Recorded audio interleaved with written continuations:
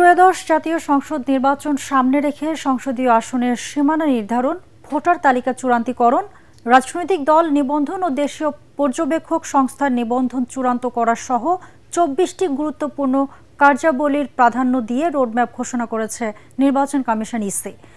কমিশনের সিনিয়র সচিব আখতার আহমেদ এই রোডম্যাপ ঘোষণা করেন।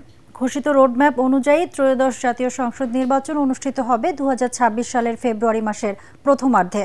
তার ২ মাস আগে ঘোষণা করা হবে তফসিল। চলমান পরিস্থিতিতে আইন শৃঙ্খলা নিয়ে শঙ্কা আছে কিনা জানতে চাইলে ইসি সচিব বলেন, এটি দেখার দায়িত্ব স্বরাষ্ট্র মন্ত্রণালয়ের। ইসির কাজ নির্বাচন আয়োজন। কোনো কেন্দ্রে সিসি ক্যামেরা লাগালেও তাও স্বরাষ্ট্র মন্ত্রণালয় তদারকি করবে বলে জানান আখতার আহমেদ।